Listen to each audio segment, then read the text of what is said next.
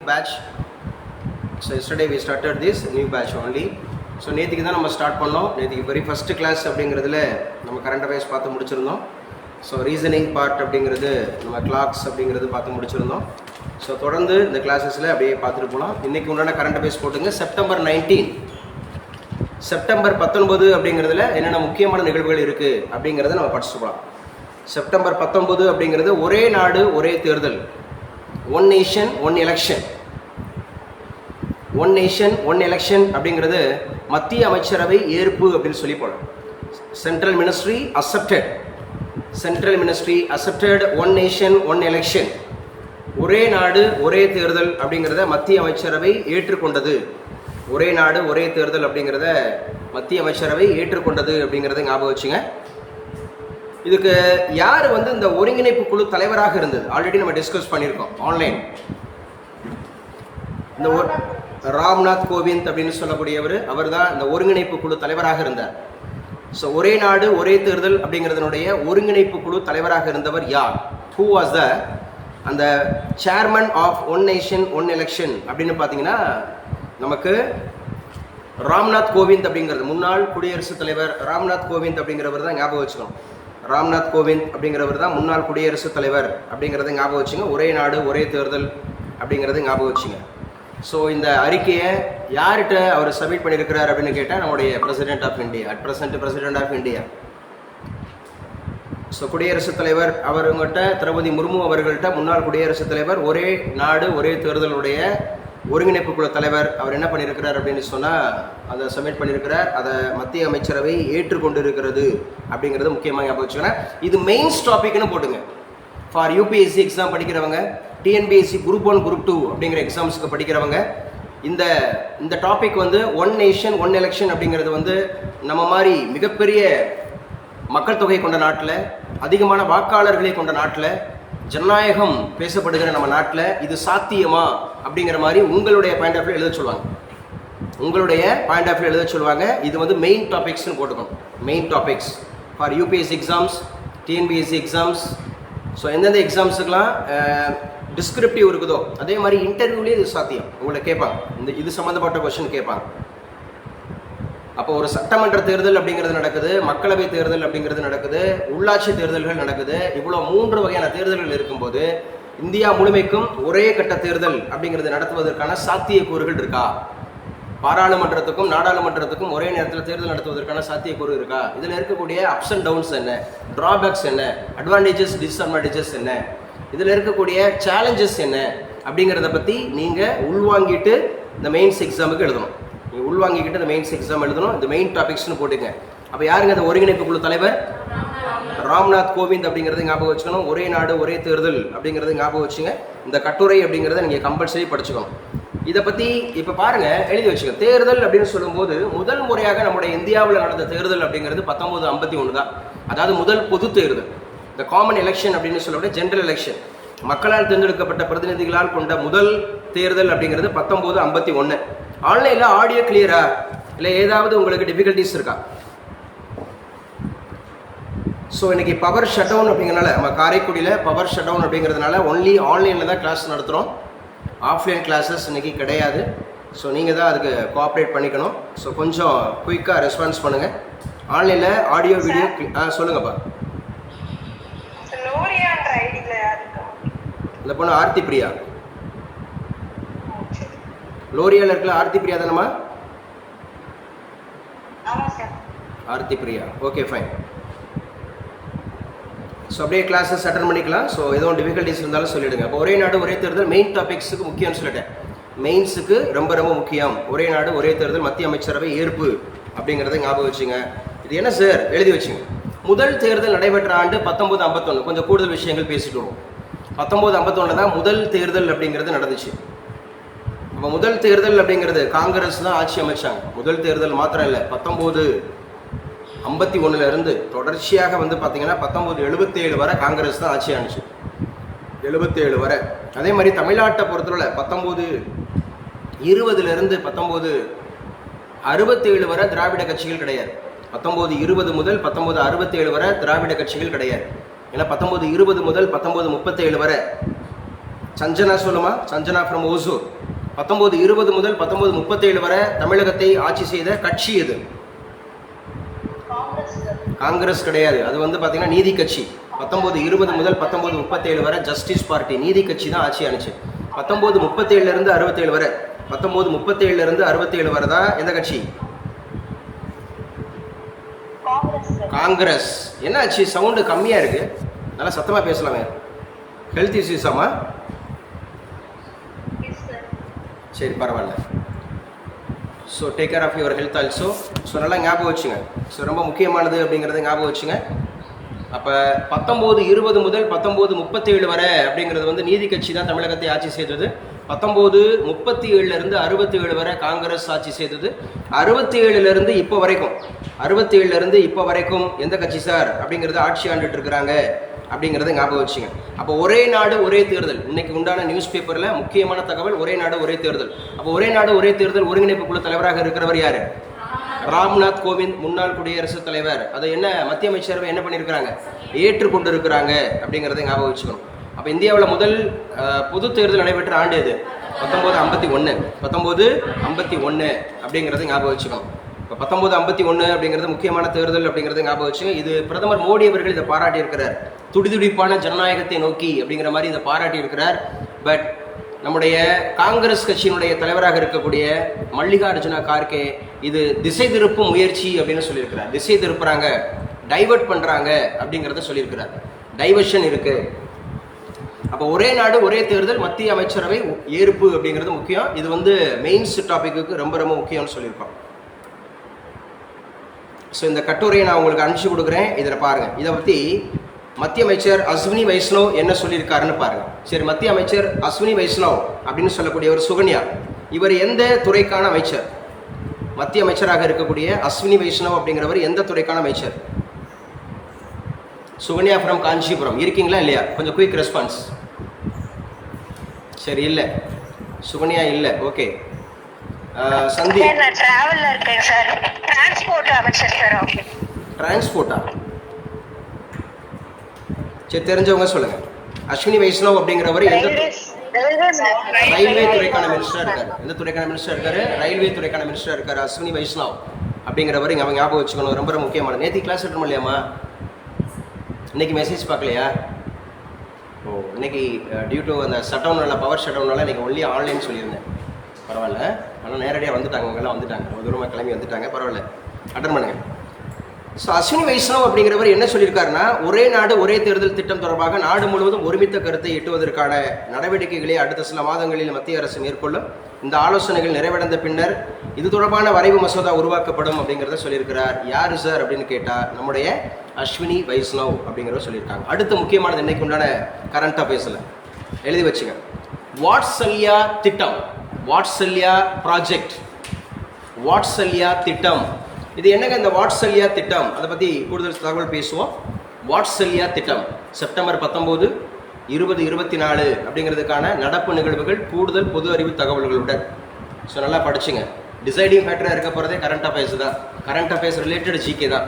Current affairs related GK தான் deciding ஃபேக்டராக இருக்க போகுது. ஸோ இந்த வாட்சல்யா அப்படிங்கிற திட்டம் எதற்கான திட்டம் அப்படிங்கிறத பார்க்க போகிறோம். இந்த வாட்சல்யா அப்படிங்கிற ஒரு திட்டம் எதற்கான திட்டம் அப்படின்னு சொன்னால் எழுதி வச்சுங்க. குழந்தைகளின் ஓய்வூதியத்திற்காக பெற்றோர் சேமிக்கும் திட்டம்.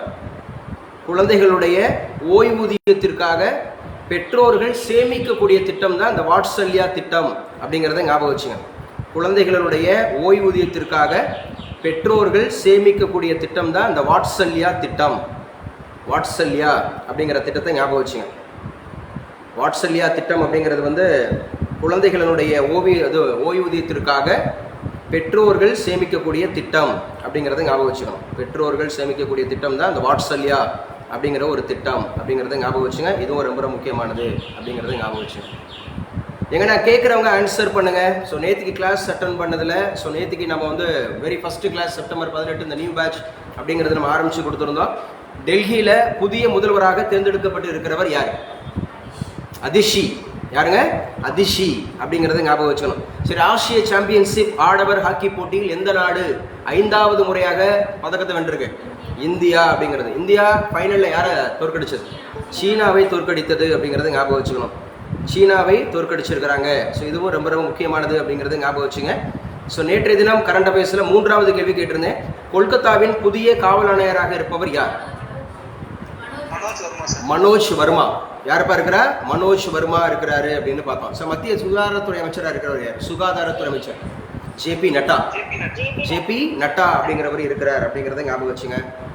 புவனேஸ்வரி ஜாயின் பண்ணியிருக்கீங்களாமா? From Coimbatore. Good morning Bhuvaneswari. Okay good, congrats, welcome to all. So உங்களை எல்லாருமே நாங்கள் வரவேற்கிறோம். ஸோ தொடர்ச்சியாக நல்லா இன்ட்ராக்ட் பண்ணுங்கள். ஆல்ரெடி நம்ம கிளாஸ் அட்டன் பண்ணியிருக்கீங்க காலேஜ் டிஆர்பிக்கு. டிஎன்பிஎஸ்சி கிளாஸில் இப்போ தான் முதல் முறையாக உள்ள வரீங்க. ஸோ தொடர்ச்சியாக அட்டன் பண்ணுங்கள், நல்லா இன்ட்ராக்ட் பண்ணுங்கள். This is a second class for this new batch. Yesterday we started this class. So only one day அப்படிங்கிறது தான் போயிட்டுருக்கு. 2வது நாள் அப்படிங்கிற கிளாஸஸ் அப்படியே தொடர்ந்து அப்படியே நீங்கள் அட்டன் பண்ணிக்கோங்க. ஈவினிங் உங்களுக்கு காலேஜ் டிஆர்பி எப்போ போல இருக்கும், நீங்கள் அட்டன் பண்ணிக்கணுமா? காலேஜ் டிஆர்பிக்கு எப்போ போல இருக்கும். So doctor Bhuvaneswari, thank you so much. Okay, 4th question அப்படிங்கிறத பாருங்கள். மத்திய சுகாதாரத்துறை அமைச்சர் யார் அப்படின்னு ஒரு கேள்வி. ஜேபி நட்டா இல்லையா? இது வந்து எழுத வேண்டாம், இது நேற்றுக்கு நடத்தியாச்சு. Just I am recalling what we have discussed yesterday அப்படிங்கிறது.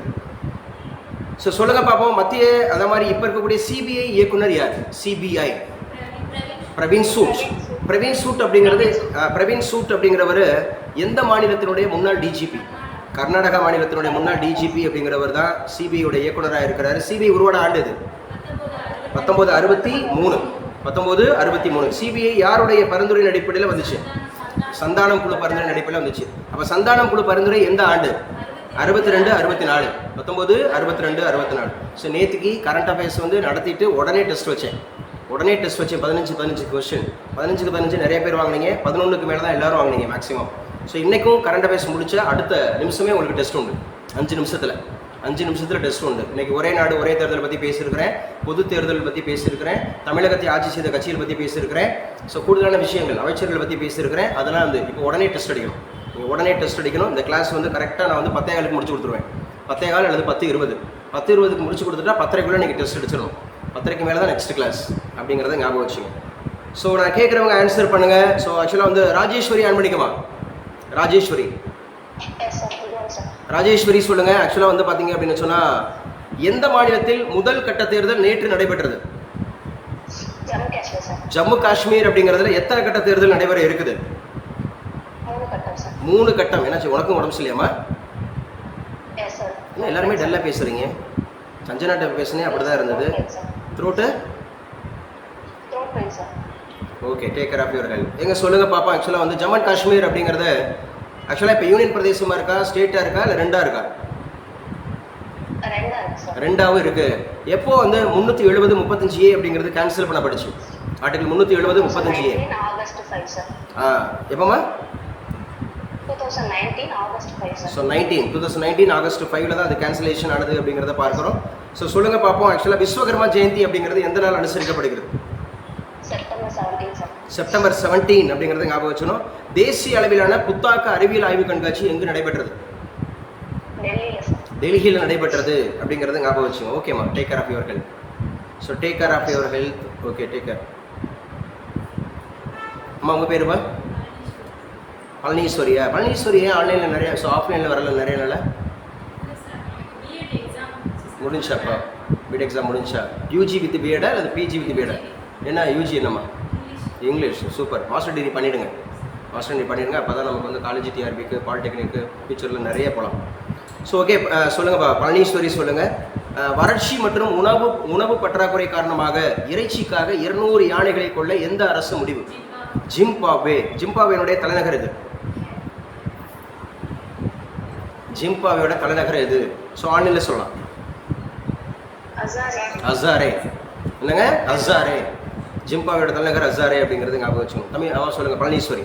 தமிழ் வளர்ச்சித்துறை இயக்குனர் யார்? அவை நா அருண் அப்படிங்கிறத ஞாபகம் வச்சுங்க. அவை நா அருண் அப்படிங்கிறத ஞாபகம் வச்சுங்க. ஸோ அருள் அவை நா அருள் அப்படிங்கிறது ஞாபகம் வச்சுங்க. ஸோ அவர் எந்த ஊரில் ஒரு சிலையை திறப்பதற்காக முடிவு? தஞ்சாவூரில். யாருடைய சிலை? பாரதியாருடைய சிலை அப்படிங்கிறத ஞாபகம் வச்சுக்கணும். பாரதியாரோட சிலை திறந்து வைக்கிறாங்க அப்படிங்கிறது ஞாபகம் வச்சுங்க. ஸோ இதுதான் நேற்றுக்கு நம்ம டிஸ்கஸ் பண்ணது. ஸோ ரொம்ப முக்கியமானது. குவாட் அப்படிங்கிற அமைப்பு, அஞ்சலி சொல்லுமா? குவாட் அப்படிங்கிற அமைப்பில் எத்தனை நாடுகள் இடம்பெறுகிறது? 4 நாடுகள். என்னென்ன நாடுகள்? அ, இ, அப்படியே அப்படியே ஆர்டர் பண்ணலாம். அ அ இ. America, Australia, India, Japan. அ அ இ. சரியா? ஜப்பான். அப்போ ஆனார் அமெரிக்கா, ஆனார் ஆஸ்திரேலியா, ஈனார் இந்தியா, ஜானா ஜப்பான். ஜப்பானுடைய பிரதமர் யார்? Fumio Kishida. அப்போ ஃபுமியோ கிஷிடோ எத்தனையாவது பிரதமர்? 100வது பிரதமர். சரியா? யார் ஆஸ்திரேலியாவோட பிரதமர்? ஆண்டனி அல்பனேசி. ஆண்டனி அல்பனேசி அப்படிங்கிறது ஞாபகம் வச்சுக்கோ. யார் அப்போ அமெரிக்காவினுடைய அதிபர் யார்? Joe Biden. சரி, இந்த இந்த குவாட் அப்படிங்கிற அமைப்போட மாநாடு எங்கு நடைபெறுகிறது? அமெரிக்காவில் நடைபெறுகிறது. நம்முடைய பாரத பிரதமர் மோடி அவர்கள் என்னைக்கு போறாரு? 21ஆம் தேதி போறார். என்னைக்கு போறாரு? 21ஆம் தேதி போறார். அம்மா, இந்த கொஸ்டின்ஸ்லாம் புவனேஸ்வரி நேற்றுக்கு அட்டன் பண்ணாதனால நீங்கள் வாங்கிக்கிறங்க. நம்ம குரூப்பில் ஜாயின் பண்ணிட்டீங்கன்னா அப்படியே பார்த்துங்க. சரியா? அப்படியே ஃபாலோ பண்ணிக்கங்க. ஸோ நேற்றுக்கு நடத்தினதை நான் ரீகால் பண்ணிட்டேன் எல்லா கொஸ்டின்ஸையும். ஸோ இன்றைக்கி உண்டானதில் நான் ஒரே நாடு ஒரே தேர்தலை பற்றி பேசியிருந்தேன். அடுத்து ஸோ வாட்சல்யா அப்படிங்கிற ஒரு திட்டத்தை பற்றி பேசிட்டு இருந்தேன். வாட்சல்யா திட்டம் எதோடு தொடர்புடையது?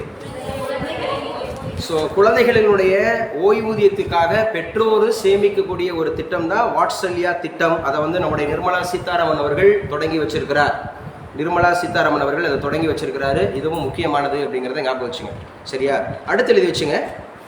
ஸோ இன்னைக்கு உண்டான கரண்ட் அஃபேர்ஸில் முக்கியமானது அப்படிங்கிறது, ஜம்மு காஷ்மீரில் முதல் கட்ட தேர்தலில் எத்தனை வாக்கு சதவீதம் ஏற்பட்டிருக்குன்னா 59% வாக்குப்பதிவு. 59%. 59% அப்படிங்கிறது ஜம்மு காஷ்மீரில் முதல் கட்ட தேர்தல் அப்படிங்கிறத ஞாபகம் வச்சுக்கணும். யார் சொல்லுவா? ஆக்சுவலாக வந்து எத்தனை தொகுதிகள், மொத்த தொகுதிகள் எத்தனை? 90 தொகுதிகளில் எத்தனை தொகுதிகளுக்கு நடந்துச்சு? 24 தொகுதிகளுக்கு நடந்துச்சு. 7 மாவட்டங்களில் 24 தொகுதிகளுக்கு முதல் கட்ட தேர்தல் நடந்து முடிஞ்சது. அந்த முதல் கட்ட தேர்தலில் 59% வாக்குப்பதிவு நடைபெற்றிருக்கிறது. 59% அப்படிங்கிறது வாக்குப்பதிவு நடந்திருக்கிறது அப்படிங்கிறது முக்கியமானது. ஸோ ஒட்டுமொத்தமாக அப்படிங்கிறது 90 தொகுதிகள் அப்படிங்கிறது ஞாபகம் வச்சுக்கணும். 90 தொகுதிகள் அப்படிங்கிறது ஒட்டுமொத்த தொகுதிகள் அப்படிங்கிறது ஞாபகம் வச்சுங்க. ஸோ இதுவும் ரொம்ப முக்கியமானது. அடுத்து பார்க்கலாம். ஸோ இன்னைக்கு கரண்ட் அஃபேர்ஸில் உங்களை தேடி உங்கள் ஊரில் திட்டம். உங்களை தேடி உங்கள் ஊரில் திட்டம். ஸோ நேற்று கூட சஞ்சனா வந்து ரொம்ப ஃபீல் பண்ணாங்க. சார், தமிழகம் சார்ந்த எக்ஸாம்ன்றனால தமிழகம் சார்ந்த நிறைய திட்டங்கள் கேட்பாங்க அப்படின்னு சொல்லிட்டு நான் என்ன பண்ணிட்டு போயிட்டேன், ப்ரிப்பேர் ஆகிட்டு போனேன். ஆனால் அந்த மாதிரி கொஸ்டின்ஸ் இல்லையா சார்? வருத்தப்படாதீங்க. மெயின்ஸில் அதை வச்சு தான் நிறைய வரும். மெயின்ஸ் எக்ஸாம்ஸில் அதை வச்சு தான் நிறைய கேட்பாங்க. சரியா? ஒரு முறை வந்து ப்ரிலிம்ஸில் கேட்காம விட்டுட்டாங்கன்னா அதை பற்றி படிக்கக்கூடாதுன்னு நினச்சிட்டு விட்டுறக்கூடாது. எப்போவுமே எது கேட்கலன்னு நினச்சிட்டு வருத்தப்படவும் கூடாது. சரியா? எதை கேட்டாங்கன்னு நினச்சி வருத்தப்பட்டுறக்கூடாது. எல்லாத்துக்குமே நம்ம தயாராக இருக்கணும். எல்லாத்துக்குமே நம்ம தயாராக இருக்கணும். அப்போ உங்களை தேடி உங்கள் ஊரில் திட்டம், இது மெயின்ஸ் டாபிக்னு போட்டுங்க. ஸோ இன்றைக்கி 2 டாபிக் சொல்லியிருக்கேன் மெயின்ஸுக்கு. முதல் டாபிக் அப்படின்னு சொல்லக்கூடியது ஸோ ஒரே நாடு ஒரே தேர்தல், அது குறித்து நீங்கள் எழுதுங்க. அதில் இருக்கக்கூடிய what are the challenges, what are the advantages and disadvantages, so இந்த மாதிரி இருக்கிற விஷயங்கள்லாம் நீங்கள் எழுதிக்கணும் மெயின்ஸுக்கு. 2வது மெயின்ஸ் டாபிக் உங்களை தேடி உங்கள் ஊரில் திட்டம் அப்படிங்கிறத குறித்து எழுதுக, அல்லது தமிழகத்தில் சமீபத்திய திட்டங்கள் குறித்து எழுதுக அப்படின்னு கேட்டாங்கன்னா உங்களுக்கு எழுத தெரியணும். இது முக்கியமானது.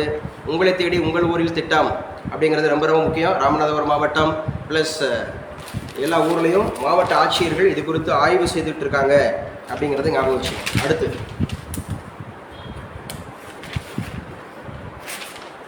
ஸோ அடுத்து என்ன சார் சொல்லியிருக்கிறாங்க அப்படின்றது எழுதி வச்சுங்க. ஒரே நாடு ஒரே தேர்தல் திட்டம் 7 நாடுகளில் நடைமுறை. இப்போ தற்போது எத்தனை நாடுகளில் நடைமுறைப்படுத்தப்பட்டுள்ளது? ஒரே நாடு ஒரே தேர்தல் அப்படிங்கிறது தற்போது எத்தனை நாடுகளில் நடைமுறையில் உள்ளது அப்படின்னு கேட்டால் 7 நாடுகளில் இருக்கு அப்படின்னு சொல்லி நம்முடைய ராம்நாத் கோவிந்த் அவர்கள் தன்னுடைய அறிக்கையில் சொல்லியிருக்கிறார். அது ஏற்றுக்கொண்டாங்களா ஏற்றுக்கொள்ளலையா? ஏற்றுக்கொண்டாங்க. யார் ஏற்றுக்கொண்டது?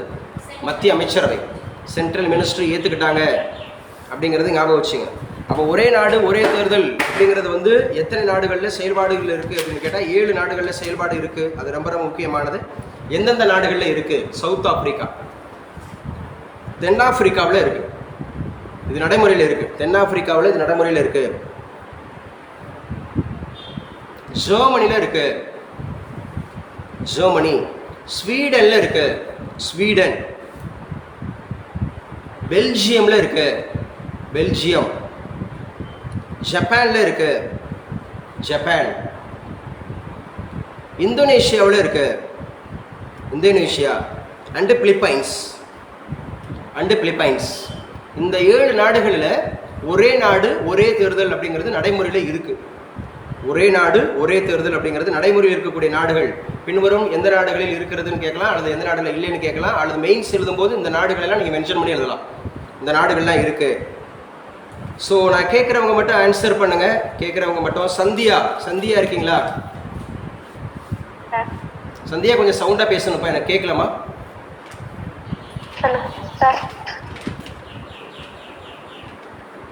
சந்தியாவுக்கு நான் பேசுறது கேட்குதா இல்லையா?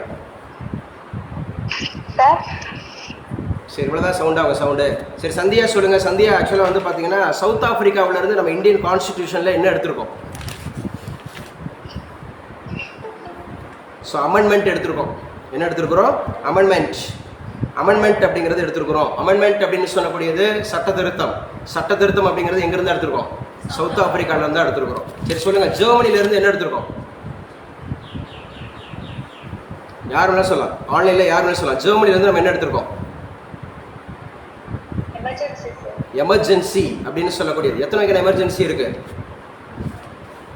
கைல்வெளி யார் மணிக்கமா? கைல்வெளி கேக்குதா? கைல்வெளி கேக்குது.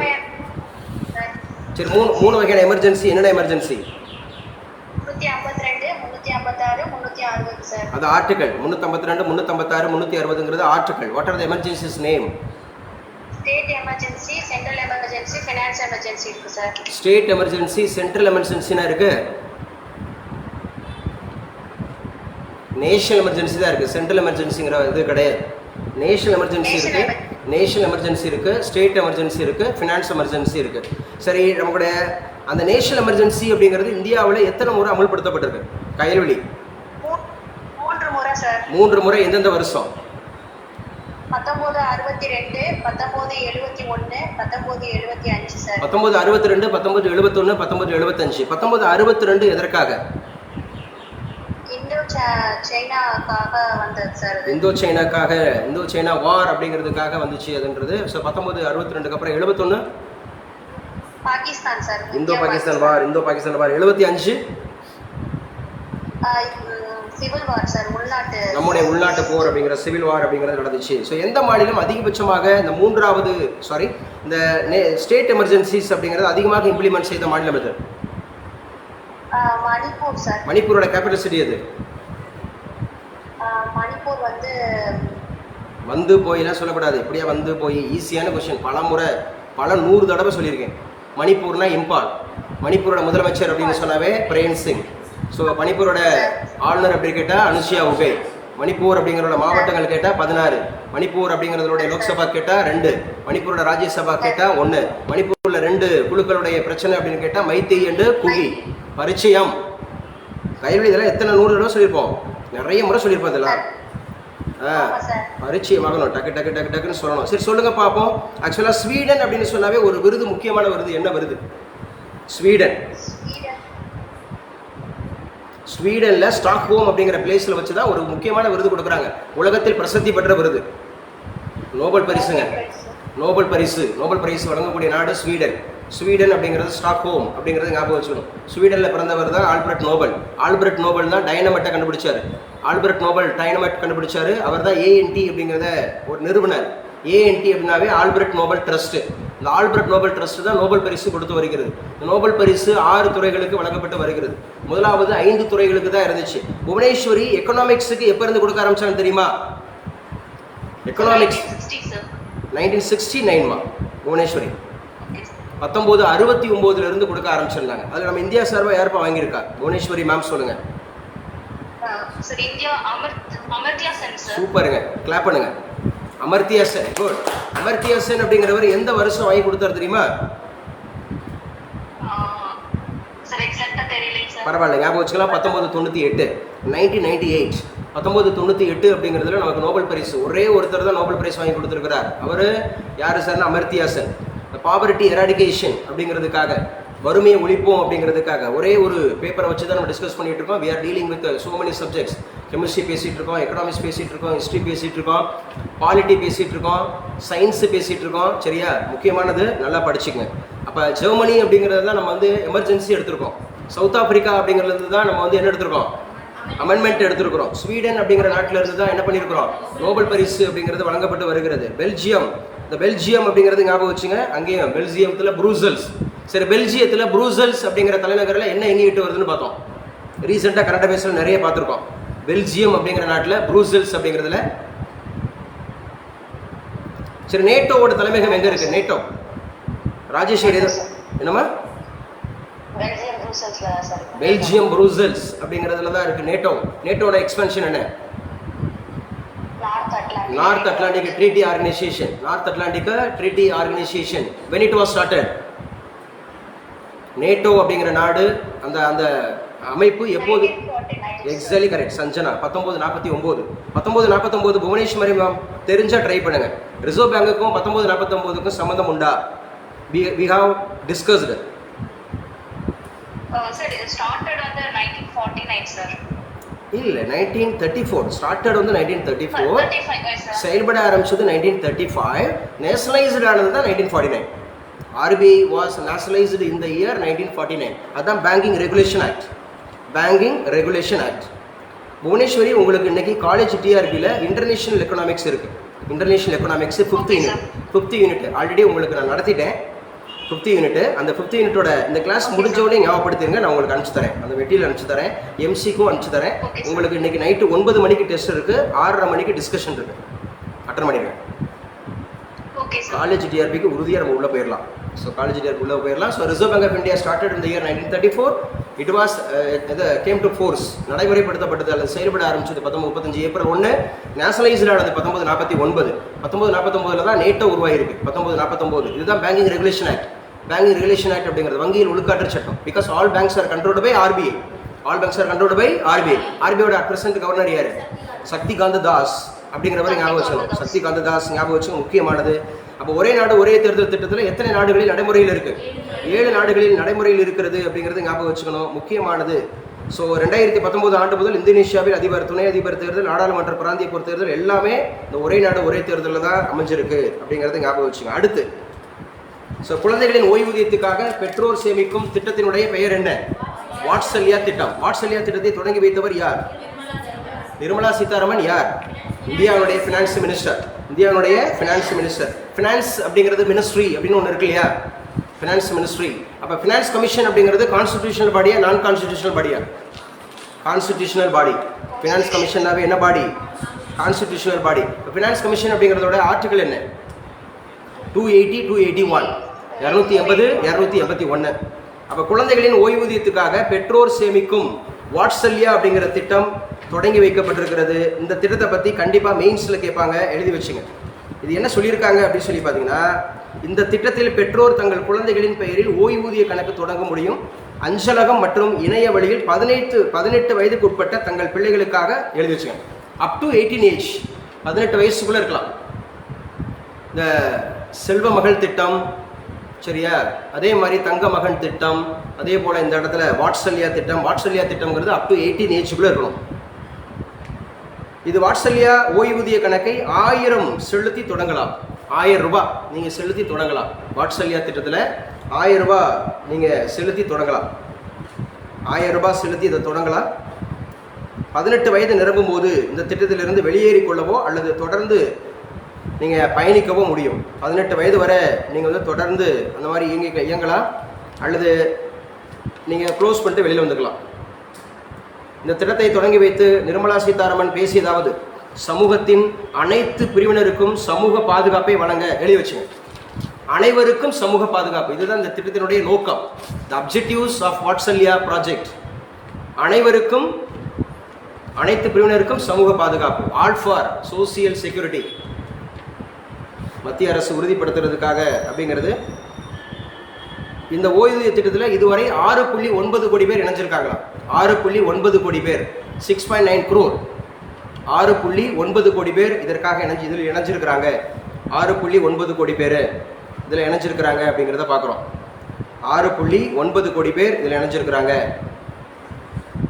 இதுவரை 35,149 கோடி முதலீடு செய்யப்பட்டுள்ளது. 35,149 எக்கனாமிக்ஸ் படிக்கிறவங்க, காமர்ஸ் படிக்கிறவங்க, பிஸ்னஸ் ஸ்டடீஸ் படிக்கிறவங்க, மெயின்ஸுக்கு நீங்கள் எந்த ஒரு போட்டித் தேர்வாக இருந்தாலும் இந்த மாதிரி திட்டங்கள் வச்சு மெயின்ஸில் கேட்பாங்க. ஞாபகம் வச்சுக்கணும்.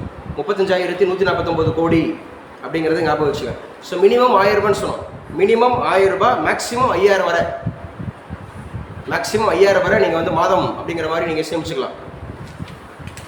ஓய்வூதிய திட்டம் தான். குழந்தைகளுக்கான ஓய்வூதிய திட்டம், பெற்றோர்கள் சேமிக்கக்கூடிய இந்த திட்டம். குழந்தைகளுக்கான ஓய்வூதிய திட்டம், பெற்றோர்கள் சேமிக்கக்கூடிய திட்டம். எந்த திட்டம்? வாட்சல்யா திட்டம். வாட்சல்யா திட்டம் அப்படிங்கிறத ஞாபகம் வச்சு. அடுத்து சந்திராயன் 4. சந்திராயன் 4 இதில் நீங்கள் குறிப்பாக தெரிஞ்சுக்க வேண்டியது சந்திராயன் 1, சந்திராயன் 2, சந்திராயன் 3. சந்திராயன் 3 திட்ட இயக்குனர் யார்? வீரமுத்துவேல். வீரமுத்துவேல் எந்த மாவட்டத்தை சார்ந்தவர்? விழுப்புரம் மாவட்டத்தை சார்ந்தவர். சந்திராயன் 3 அப்படிங்கிறதுக்கு என்ன பேர் வச்சாங்க? அது இறங்கின இடத்துக்கு என்ன பேர் வச்சாங்க? சிவசக்தி பாயிண்ட். என்ன பாயிண்ட்? சிவசக்தி பாயிண்ட். அதோட லேண்டரோட பேர் என்ன? அதோட ரோவரோட பேர் என்ன? என்னாச்சு முடிச்சுட்டு இருக்கீங்க? லேண்டரோட பேரு விக்ரம். லேண்டரோட பேரு விக்ரம் அப்படின்றது ஞாபகம் வச்சுக்கணும். ரோவரோட பேரு பிரக்யான். சரி, அந்த ரோவரில் எத்தனை கருவிகள் பொருத்தப்பட்டிருந்தது? 2 கருவிகள் பொறுத்திருந்தாங்க. ஒன்று ஆல்ஃபா, இன்னொன்று லிப்ஸு. ஆல்ஃபான்றது எதற்காக பொருத்தப்பட்டிருந்தாங்க? லிப்ஸுங்கிறது எதற்காக பொருத்தப்பட்டிருந்தாங்க? அப்புறம் இப்படி வச்சுக்கிட்டு கொஸ்டின் பேப்பர் டஃப்லாம் நீங்கள் சொல்லலாமா? கொஸ்டின் பேப்பர் டஃப்பாக இருந்துச்சு, அப்படி இருந்துச்சு, நல்லா தெரிஞ்சதே நீங்கள் என்னம்மா சஞ்சனா? ஆல்ஃபாங்கிறது மினரல்ஸ், சரியா? ஆல்ஃபான்றது மினரல்ஸு. சரி, லிப்ஸுங்கிறது அங்கே இருக்க அட்மாஸ்பியரை ஆராய்வதற்காக ஏற்படுத்தப்பட்டிருந்தது அப்படிங்கிறது ஞாபகம் வச்சு. சந்திராயன் 4 திட்டம் எழுதி வச்சுங்க. கொஞ்சம் விரட்டுறேன், ஏன்னா நம்ம 10-20க்கு நான் முடிச்சு கொடுக்குறேன்னு சொன்னேன். கொஞ்சம் குயிக், நிறைய தகவல்கள் பேசுறதுனால நான் வேகமாக பேசிட்டு இருக்கேன். சந்திராயன் 4 அப்படிங்கிற திட்டம் மத்திய அமைச்சரவை ஒப்புதல், சென்ட்ரல் மினிஸ்ட்ரி ஒப்புதல் அளிச்சிருக்கு. இதற்காக சந்திராயன் 4 திட்டம் அப்படிங்கிறதுக்கு மத்திய அமைச்சரவை ஒப்புதல். இஸ்ரோட சேர்மன் யார் இப்போ? பேசிக்கான கொஸ்டின். சோம்நாத். சோம்நாத் அப்படிங்கிறவர் எத்தனையாவது? 10வது. சோம்நாத் அப்படிங்கிறவர் எந்த மாநிலத்தை சேர்ந்தவர்? கேரளா மாநிலத்தை சேர்ந்தவர். ஸோ 10வது சேர்மன் அப்படிங்கிறது ஞாபகம் வச்சுக்கணும். சந்திராயன் 4 திட்டத்தில் நிலவுக்கு மனிதர்களை அனுப்பி பாதுகாப்பாக பூமிக்கு அளித்து வருவதற்கான சாத்தியக்கூறுகள் இருக்கா அப்படிங்கிறத செக் பண்ணுறாங்க. இந்த திட்டத்திற்காக செயல்படுத்த 2104 கோடி இதற்காக ஒதுக்கீடு செய்யப்பட்டிருக்கு. 2104 கோடி சந்திராயன் 4 அப்படிங்கிற திட்டத்திற்காக. சந்திராயன் 4 அப்படிங்கிற திட்டத்திற்காக 2104 கோடி. சந்திராயன் 4 அப்படிங்கிற திட்டத்திற்காக 2104 கோடி ஒதுக்கீடு. சந்திராயன் 4 அப்படிங்கிற திட்டம் எதற்காக அப்படின்னு கேட்டால், நிலவுக்கு மனிதர்கள் அனுப்பி பாதுகாப்பாக திரும்ப அழைச்சிட்டு வருது. நிலவுக்கு மனிதர்கள் அனுப்பணும், சரியா? நிலவுக்கு மனிதர்கள் அனுப்பி அவங்கள பாதுகாப்பாக கொண்டு வரக்கூடிய திட்டம் தான் இந்த திட்டம் அப்படிங்கிறது ஞாபகம் வச்சுங்க. மத்திய அமைச்சரவை ஒப்புதல் அளிச்சிருக்கு. அதுக்கு இதுக்கு கால அளவு எவ்வளோ காலத்துக்குள்ளே இந்த திட்டத்தை நிறைவேற்றணும்னா 36 மந்த்துக்குள்ளே, 3 வருஷத்துக்குள்ளே. 36 மந்த்ஸ், 3 வருஷத்துக்குள்ளே இந்த திட்டத்தை நிறைவேற்றணும். 3 வருஷத்துக்குள்ளே இந்த திட்டத்தை நிறைவேற்றணும். அதே மாதிரி வீனஸுக்கும் அனுப்ப திட்டம். வீனஸ் கிரக திட்டத்துக்கு ஒப்புதல். வீனஸ்னாவே வெள்ளின்றதை ஞாபகம் வச்சுக்கணும். மார்னிங் ஸ்டார், ஈவினிங் ஸ்டார் அழைக்கப்படுறது யாரு? வீனஸ். பயங்கர உற்சாகமாக சொல்கிறீங்க, ஆச்சரியமாக இருக்குது. ஏன் இப்படி இருக்கீங்க? எல்லாருக்குமே காய்ச்சல்.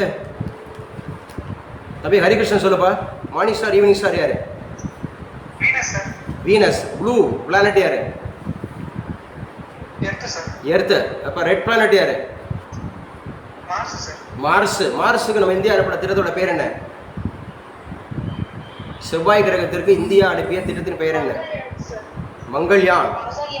மாம் அப்படிங்கிறது ஞாபகம் வச்சுக்கணும். திட்டத்தோட நேம் வந்து மாம், MOM, மாம். மாம்னா Mars orbit mission. Mars orbit mission. இப்போ வீனஸுக்கு அனுப்புறதுக்கான திட்டம் அப்படிங்கிறது ஒப்புதல் அப்படிங்கிறது ஞாபகம் வச்சுங்க. அதே மாதிரி எழுதி வச்சுங்க, ரொம்ப முக்கியமானது PM ஆஷா திட்டம். ஆஷா, ASHA திட்டம். PM ஆஷா.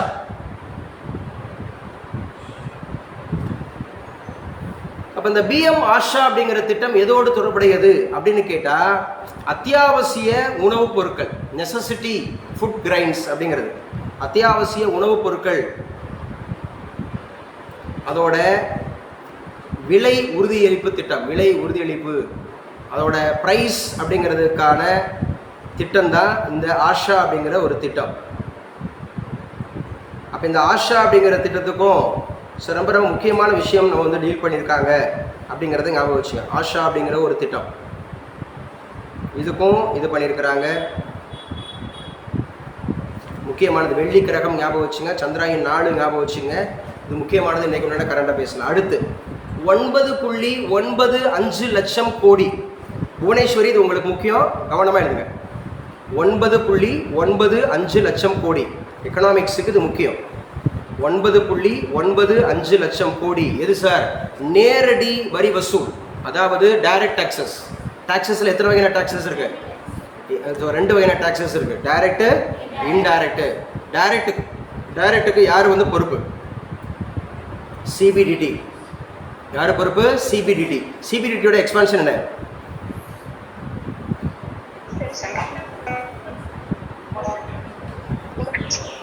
சொல்லி முடிச்சிங்களா? உள்ளுக்குள்ள ஆன்லைனில் இருக்கிறவங்களுக்காவது கேட்டுச்சா? என்ன சொன்னாங்கன்னு ஆன்லைனில் இருக்கிறவங்களுக்காக கேட்டுச்சா? எனக்கு தான் கேட்கல. Central board of direct taxes. Central board of direct டாக்ஸஸோட தற்போதைய சேர்மன் யார்? ரவி அகர்வால். ரவி அகர்வால் ஞாபகம் வச்சுக்கணும். சென்ட்ரல் போர்ட் ஆஃப் டைரக்ட் டாக்ஸஸ்க்கு வந்து ரவி அகர்வால் அப்படிங்கிறத ஞாபகம் வச்சுங்க. Central board of direct taxes Ravi Agarwal. அப்போ 9.95 லட்சம் கோடி இது வந்து இந்த வருஷத்துக்கான அந்த மாதிரி ஏற்பட்ட வரி வசூல் அப்படின்னு சொல்லியிருக்கிறாங்க. இந்த வருஷத்துக்குள்ள செப்டம்பர் மாதத்துக்கான. ஸோ இது எவ்வளோ கோடி, எவ்வளோ சதவீதம் அதிகரிச்சிருக்கு அப்படின்னு கேட்டால் 16.12%. 16.12%. 16.12%. எங்க உங்களுக்கு தெரிஞ்ச டைரக்ட் டாக்ஸஸ்லாம் சொல்லுங்க. புவனேஸ்வரி சொல்லுங்க. புவனேஸ்வரிமா. First one is income tax, sir. Income tax. Wealth tax.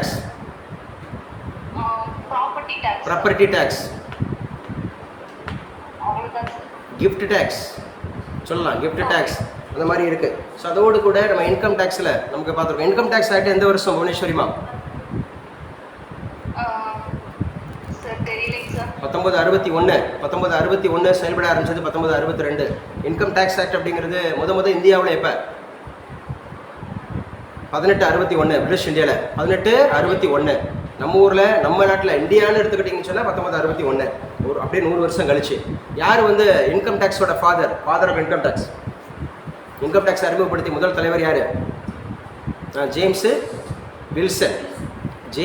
Wilson. உங்களுக்கு எந்த பாடத்தில் வரும் அப்படின்னு சொல்லி பார்த்தீங்கன்னு சொன்னால் பப்ளிக் அந்த மாதிரி இருக்கக்கூடிய அக்கௌண்ட், பப்ளிக் அந்த மாதிரி இருக்கிற ஃபினான்ஸ் அதில் வரும். பப்ளிக் ஃபினான்ஸ் அப்படிங்கிற வரும். ரொம்ப முக்கியமான பாடம். பப்ளிக் டெட்னா என்ன, பப்ளிக் ரெவன்யூனா என்ன, பப்ளிக் அந்த மாதிரி அக்கௌண்ட்ஸ்லாம் என்ன, அதில் வரும். ரொம்ப முக்கியமானது. அப்போ எவ்வளோ லட்சம் கோடி அப்படிங்கிறது நேரடி வசூல்? 9.95 லட்சம் கோடி. என்ன வரி? நேரடி வரி. ஜிஎஸ்டி அப்படிங்கிறத குறித்து நான் கேள்வி கேட்குறேன். ஸோ ஆன்சர் பண்ணணும் அப்படிங்கிறது. ஸோ ஞாபகம் வச்சுங்க, ஜிஎஸ்டி குறித்து அப்படிங்கிறதுக்கான ஆன்சர். ஸோ யார்கிட்ட நான் கேட்குறேன்? ஸ்ரீநிதி அன்பணிக்கமா? ஸ்ரீநிதி சௌமியா. ஸ்ரீநிதி சௌமியா சொல்லுங்க. ஆக்சுவலாக வந்து ஜிஎஸ்டியோட எக்ஸ்பான்ஷன் என்ன? குட்ஸ் அண்ட் சர்வீசஸ் அப்படிங்கிறது டேக்ஸ் அப்படின்னு சொல்கிறீங்க. Okay. So goods and services tax when it was implemented in India? July 1, 2017 அப்படிங்கிறது. ஸோ ஜிஎஸ்டி அப்படிங்கிறது வந்து குறைந்தபட்சம் எவ்வளோ இருக்குது, அதிகபட்சம் எவ்வளோ இருக்குது இந்தியாவில்? 0ன்னு கூட சொல்லலாம் நீங்கள். 0லையும் இருக்குது. சரியா? ஸோ 0 to 18% ஆர் 28% அப்படிங்கிறத ஞாபகம் வச்சுங்க. 18ஆ 28ஆ? 28 அப்படின்னு சொல்லக்கூடியது. ஸோ எத்தனை வகையான ஜிஎஸ்டி இந்தியாவில் பின்பற்றப்படுகிறது? 4 types. What are they? State GST. Okay. Central GST. First central, அதுக்கப்புறம் ஸ்டேட், அதுக்கப்புறம் யூனியன் டெரிட்டரி, அதுக்கப்புறம் இன்டகிரேட்டட் அப்படிங்கிறது ஞாபகம் வச்சுக்கணும். ஜிஎஸ்டியில் உங்களுக்கு என்னென்ன வரிகள் இடம்பெறுகிறது? அதாவது வரிகள் பேர் சொல்லுங்க. ஜிஎஸ்டி இடம்பெறக்கூடிய வரிகள். சேல்ஸ். எல்லா இன்டைரக்ட் டேக்ஸுமே ஜிஎஸ்டி தான். அந்த எல்லா இன்டைரக்ட் டேக்ஸுமே சொல்லுங்க. தெரிஞ்ச இன்டைரக்ட் டாக்ஸஸ். சேல்ஸு, அப்புறம் சேல்ஸு, கஸ்டம்ஸு, எக்ஸைஸு, ஆக்ட்ராய். சரியா? இது எல்லாமே வந்து பார்த்தீங்கன்னா எந்த டேக்ஸ் மூலமாக ஜிஎஸ்டி அதிகமாக கிடைக்குது? சேல்ஸா? எக்ஸைஸுங்கிற கலால் வரி, அது மூலமாக தான் நிறைய கிடைக்குது அப்படிங்கிறத நம்ம பார்த்துக்கணும். ஸோ ரொம்ப ரொம்ப முக்கியமானது. ஸோ அடுத்து எழுதி வச்சுங்க. என்ன சார் இன்றைக்கு உண்டான கரண்ட் அஃபேர்ஸ்? ரொம்ப முக்கியமானது. பெண்களுக்கு மாதம் ₹2000, வீடுகளுக்கு இலவச மின்சாரம். எங்கே சார்? ஹரியானாவில் காங்கிரஸ் வந்து வாக்குறுதி கொடுத்துருக்கு. ஹரியானாவில் எலெக்ஷன் நடக்க போகுது. ஹரியானாவோட கேபிட்டல் சிட்டி எது? சண்டிகர். ஹரியானாவோட கேபிட்டல் சிட்டி சண்டிகர். பஞ்சாபோட கேபிட்டல் சிட்டி சண்டிகர்னாவே என்ன நகரம் என்று அழைக்கப்படுது? பிளான்டு சிட்டி, திட்டமிட்ட நகரம்னு சொல்கிறாங்க. ஹரியானா தேர்தலில் பெண்களுக்கு மாதம் 2000, பெண்களுக்கு மாதம் 2000, வீடுகளுக்கு இலவச மின்சாரம், ஃப்ரீ எலக்ட்ரிசிட்டி. காங்கிரஸ் கட்சி ஓகே வாக்குறுதி கொடுத்துருக்குறாங்க, தேர்தல் வாக்குறுதியாக கொடுத்துருக்குறாங்க, முக்கியமானது அப்படிங்கிறது ஞாபகம் வச்சுங்க. சரி, சிந்து நதி நீர் ஒப்பந்தம் எந்த இரு நாடுகளுக்கு இடையே? சிந்து நதி பேசுப்பா, என்னப்பா? India and Pakistan. எந்த வருஷம்? 1960. 1960. நல்லா தெரிஞ்சதை நல்லா பேசணும், மம்முன்னு இருக்கக்கூடாது. 1960 சிந்து நதிநீர் ஒப்பந்தம் கையெழுத்தான ஆண்டு. So when it was signed அப்படின்னு கேட்டால் 1916 செப்டம்பர் 19, செப்டம்பர் 19 தான், 1960 தான். ஸோ கிட்டத்தட்ட 64 ஆண்டுகள் ஆச்சு அது கையெழுத்து போட்டு. 64 ஆண்டுகள் முடிவுக்கு வருது. ஸோ இந்தியாவுக்கும் பாகிஸ்தானுக்கும் இடையில சிந்து நதி அப்படிங்கிற நதிநீர் ஒப்பந்தம் 1960 செப்டம்பர் 19 கையெழுத்தாச்சு. ஸோ ரொம்ப ரொம்ப முக்கியமானது அப்படிங்கிறத ஞாபகம் வச்சு அடுத்த எழுதி வச்சுங்க. கரீப் கல்யாண் யோஜனா, இன்னைக்கு பேப்பர் இடம்பெற்றிருக்கு. கரீப் கல்யாண் யோஜனா, இது வந்து அன்ன யோஜனான்னு சொல்லுவாங்க. கரீப் கல்யாண் அன்ன யோஜனா, கோதுமை அந்த மாதிரி இருக்கக்கூடிய கோதுமை ஒதுக்கீடு, அதுக்காக கொண்டு வரக்கூடிய திட்டம் தான் அந்த திட்டம். அடுத்து இந்தியா அமெரிக்கா கூட்டு இராணுவ பயிற்சி. அடுத்து இந்தியா அமெரிக்கா கூட்டு இராணுவ பயிற்சி. இந்தியா அமெரிக்கா கூட்டு இராணுவ பயிற்சி, joint military exercise. Joint military exercise யார் யாருக்கு இடையில அப்படின்னு கேட்டால் இந்தியாவுக்கும் அமெரிக்காவுக்கும் இடையில ஒரு ஜாயிண்ட் மிலிட்ரி எக்ஸசைஸ் நடக்குது. இது எங்கே சார் நடக்குது அப்படின்னு கேட்டால் ராஜஸ்தான் மாநிலத்தில் மகாஜன், ராஜஸ்தான் மாநிலத்தில் மகாஜன் அப்படிங்கிற துப்பாக்கி சுடுதல் அந்த இடத்துல தான் இது நடக்குது அப்படிங்கிறத ஞாபகம் வச்சுங்க. யார் யாருக்கு? இந்தியாவுக்கும் அமெரிக்காவுக்கும். என்ன மிலிட்ரி, என்ன எக்ஸசைஸ்னா military exercise, joint military exercise நடக்கிறது. மிக முக்கியமானது அப்படிங்கிறத ஞாபகம் வச்சுங்க. ஸோ மோடிக்கு புகழாரம், இந்தியா மீது விமர்சனம், ட்ரம்ப் கருத்தால் சர்ச்சை அப்படின்னு சொல்லியிருக்காங்க. ஸோ இன்னைக்கு இந்தியாவுக்கும் பங்களாதேஷுக்கும் முதல் டெஸ்ட் கிரிக்கெட் அப்படிங்கிறது நடைபெறுகிறது. முதல் டெஸ்ட் கிரிக்கெட் அப்படிங்கிறது எங்கே நடக்குது? சென்னையில் தான் நடக்குது. ஃபர்ஸ்ட் டெஸ்ட் மேட்ச் இந்தியாவுக்கும் பங்களாதேஷுக்கும். பங்களாதேசத்தினுடைய இப்போ அரசியல் அந்த மாதிரி இருக்கக்கூடிய அதிகாரப்பூர்வ தலைவராக செயல்படுவர் யார்? முகமது யூனுஸ் கான். அந்த முகமது யூனுஸ் அப்படிங்கிறவர் எந்த வங்கியை ஏற்படுத்தினார்? கிராமீன் வங்கியை எந்த வருஷம் ஏற்படுத்தினார்? 1984. அவருக்கு எந்த வருஷம் நோபல் பரிசு கிடைச்சது? 2006 நோபல் பரிசு கொடுத்துருக்குறாங்க. 2006 நோபல் பரிசு கொடுத்துருக்குறாங்க. ஸோ ரொம்ப ரொம்ப முக்கியமானது அப்படிங்கிறத ஞாபகம் வச்சுங்க. ஸோ பங்களாதேஷத்தில் யார் வந்து ராஜினாமா பண்ண தன்னுடைய பதவியை? ஷேக் ஹசீனா எந்த கட்சி? அவாமி லீக் கட்சி அப்படிங்கிறது ஞாபகம் வச்சு எழுதி வச்சுக்க. உச்சத்தை தொட்டது முதியோர்கள் எண்ணிக்கை. உச்சம். அப்போ உலகிலேயே அதிக முதியோர்கள் வாழக்கூடிய நாடு அப்படிங்கிறது ஜப்பான். உச்சத்தை தொட்ட முதியோர்கள் எண்ணிக்கை. ஞாபகம் வச்சுக்க. உச்சத்தை தொட்ட முதியோர்கள் எண்ணிக்கை. ஸோ இன்னைக்கு கரண்ட் இல்லாததுனால நம்ம வந்து போர்டு நம்ம டீல் பண்ண முடியாது, எலக்ட்ரிக் போர்டு இந்த போர்டாக இருக்கிறதுனால. ஸோ இன்னைக்கு முழுக்க கரண்ட் அஃபேர்ஸு, இங்கிலீஷு, இந்த மாதிரி ரீசனிங், அந்த மாதிரி நான் உங்களுக்கு சில விஷயங்கள் நம்மளால் எவ்வளோ உங்களுக்கு சப்போர்ட் பண்ண முடியுமோ அவ்வளோக்கு சப்போர்ட் பண்ணி தரேன். அப்போ உச்சத்தை தொட்ட முதியோர்கள் எண்ணிக்கை எந்த நாட்டில்? ஜப்பானோட கேபிட்டல் சிட்டி எது? டோக்கியோ. ஜப்பானோட கேபிட்டல் சிட்டி எது? டோக்கியோ. இலக்கியா வந்து வீடியோ ஆஃப் பண்ணிக்கணும். வீடியோ ஆஃப் பண்ணுங்க. இலக்கியாவுக்கு நான் கேட்குதா? ஓகே. ஸோ வீடியோ ஆஃப் பண்ணிக்கணும். 100வது பிரதமர் யாருன்னு சொன்னோம்? ஜப்பானில் 100வது பிரதமர் ஃபுமியோ கிஷிடோ. ஜப்பான் அப்படிங்கிறது வந்து குவாட்டில் இடம்பெறுதா இல்லையா? குவாட்டில் இடம்பெறுது இல்லையா ஜப்பான் அப்படிங்கிறது. அப்போ அதிகாலையில் சூரியன் உதிக்கும் நாடு இது ஜப்பான். நடுரவில் நார்வே. சூரியன் முதல்ல உதிக்கும் மாநிலம் இது நாடு இது ஜப்பான் தான். ஏன்னா the sun rises in the east. அப்போ இந்தியாவில் முதல்ல உதிக்கக்கூடிய மாநிலம் இது அருணாச்சல் பிரதேஷ். என்ன பிரதேசங்க? அருணாச்சல் பிரதேஷ். நாட்டில் 65 வயசு அதற்கு மேற்பட்ட வயதுடையோரின் எண்ணிக்கை 3.63 கோடி. எழுதி வச்சு 3.63 கோடியா. 65 வயசுக்கு மேலே இருக்கிறவங்க 3.63 கோடியா. 20% மேலே முதியோர்கள் இருக்கிறாங்க.